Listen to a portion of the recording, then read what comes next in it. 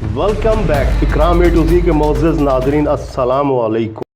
315 metre लंबी और 18 floor building जितनी ऊंची ये है MSC मेराविलिया क्रूज शिप, जो मॉडर्न शिपिंग इंडस्ट्री के लिए किसी रोल मॉडल से कम नहीं है। 80,000 टन या फिर 8,000 अफ्रीकन हाथी से भी ज्यादा वजनी ये क्रूज शिप समंदर में तैरते किसी छोटे विलेज का मंजर पेश करती है। ये पूरी तरह से सेल्फ सफिशिएंट है, जो 7,000 लोगों को कई हफ्तों तक किसी भी चीज की कमी महसूस नहीं होने देती। 2500 luxury sweets, casinos, fitness centre, open terraces, pools, water parks, dancing floors, restaurants और हत्ता के इसके अंदर एक पूरा शॉपिंग मॉल भी मौजूद है। इसकी कंस्ट्रक्शन में टोटल 1 अरब US डॉलर्स यानी कि 8,250 करोड़ रुपए और 60 लाख घंटों की मेहनत लगी, जो 450 इंजीनियर्स और हजारों वर्कर्स की दिन रात की मेहनत के सिवा मुमकिन नहीं था। शिपिंग कंपनी MSC ने इसकी डिजाइन और कंस्ट्रक्शन के लिए फ्रांस की एक कंपनी को कॉन्ट्रैक्ट दिया। उनकी रिक्वायरमेंट थी कि उनको एक ऐसी क्रूज शिप चाहिए जो स्टेबिलिटी में दुनिया की तमाम शिप से ऊपर हो, जो जब चले तो उसमें जरा सी भी वाइब्रेशन ना हो, उसमें कोई ऐसा मैकेनिज्म हो कि अंदर बैठे लोगों को सी सिकनेस या फिर मोशन सिकनेस भी ना हो। और सबसे बढ़कर MSC को ये पूरी क्रूज शिप सिर्फ 4 सालों के अंदर अंदर चाहिए थी।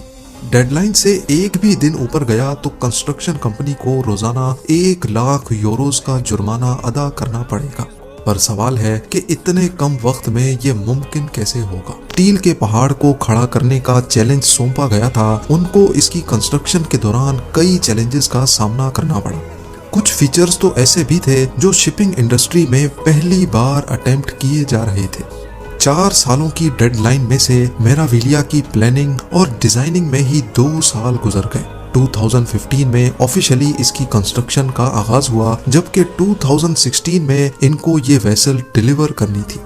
150 हेक्टेयर्स बड़े सेंट नज़ीर शिपिंग यार्ड में हजारों स्टील की शीट्स मंगाई गई। 315 मीटर लंबी क्रूज शिप पर कौन से हिस्से में कौन सा पार्ट कितना बड़ा और किस शेप में होगा, ये डिजाइन पहले से रेडी थे। बस अब सिर्फ इनको काटना था और वही सबसे एक्यूरेसी वाला काम था। इसके लिए एक रोबोटिक आर्म की मदद ली गई। इस दौरान इनको एक शीट में से ज्यादा पीसेस काटने थे ताकि स्टील शीट की वेस्टेज कम से कम हो। ये इतना एक्यूरेसी वाला काम था कि इसको हाथों की मदद से करना इम्पॉसिबल था, क्योंकि अगर एक भी पीस में 1 मिलीमीटर का भी फर्क आया तो पूरी 2 सालों की मेहनत जाया हो सकती है।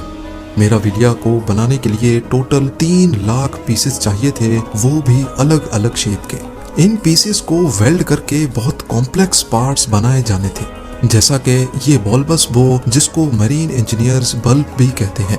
ये बड़ी बड़ी शिप्स के बिल्कुल फ्रंट एंड पे लगता है, जो क्रूज के दौरान पानी को काटने में मदद करता है।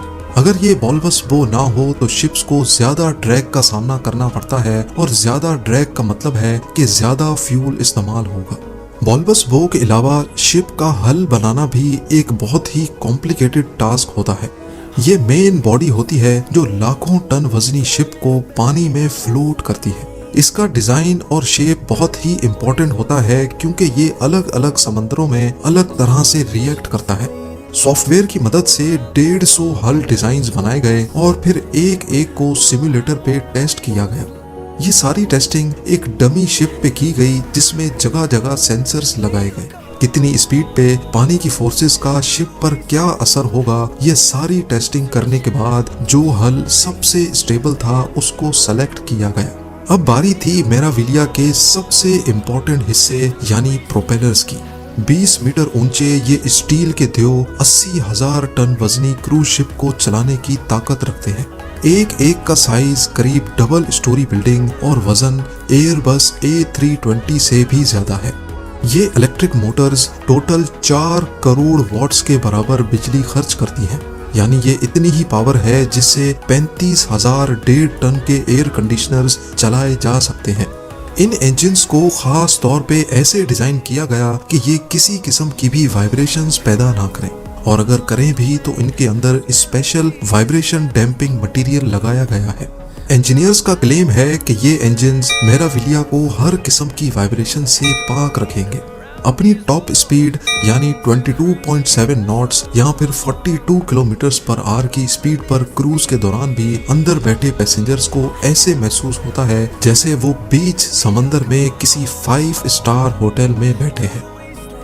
MSC मेराविलिया की इलेक्ट्रिसिटी रिक्वायरमेंट्स की बात की जाए तो इसमें पूरा पावर स्टेशन इंस्टॉल करने का फैसला किया गया। ये एक तरह का तैरता हुआ विलेज है जिसमें 7,000 लोग कम से कम भी 7 दिनों के लिए रहते हैं। 2,500 लग्जरी स्वीट्स, कैसीनोज, थिएटर्स और दूसरी लग्जरी फैसिलिटीज बहुत ज्यादा बिजली इस्तेमाल करती हैं। ये पावर स्टेशन 4 बड़े बड़े डीजल जनरेटर से बना है जो 11,000 वोल्ट्स करंट प्रोड्यूस करते हैं। इंजन की डिमांड पूरी करने के बाद ट्रांसफार्मर्स लगाकर ये वोल्टेज 230 वोल्ट्स पे लाई जाती है ताकि पैसेंजर्स इसको अपने इस्तेमाल में ला सके। इलेक्ट्रिसिटी को शिप के कोने कोने में पहुंचाने के लिए मेराविलिया पर जो वायरिंग की गई है उसकी टोटल लंबाई 1500 किलोमीटर के करीब है। क्योंकि ये एक जायंट शिप है इसी वजह से इसको वन पीस में बनाना तो पॉसिबल ही नहीं था। इंजीनियर्स ने डेडलाइन को पूरा करने के लिए इसके मुख्तलिफ मॉड्यूल्स को अलग अलग कंस्ट्रक्ट किया था। अब बारी थी असेंबली की, यानी तमाम मॉड्यूल्स को उठाकर एक दूसरे के ऊपर फिट करने की। ये एक तरह का जायंट पजल सॉल्व करने जैसी गेम थी। 5,000 टन वजनी क्रेन की मदद से असेंबली का काम शुरू किया गया। एक एक मॉड्यूल को इंतहाई एक्यूरेसी से लगाना बहुत जरूरी था। सारे मॉड्यूल्स को एक दूसरे के ऊपर फिट करने में और शिप की शक्ल बनने में पूरे 9 महीने लग गए। क्रूज शिप्स पे नॉर्मली लोग अपनी वेकेशन स्पेंड करने जाते हैं और ये कम से कम भी अपनी डेस्टिनेशन तक पहुंचने में 1 हफ्ता लगाती हैं। मेराविलिया पर 7,000 पैसेंजर्स को रहना था और इनकी पानी की रिक्वायरमेंट को पूरा करना ही एक बहुत मुश्किल टास्क होने वाला था। फ्रेश वाटर सिर्फ पीने के काम ही नहीं बल्कि पूल्स, शॉवर्स और कुकिंग में भी यूज होता है।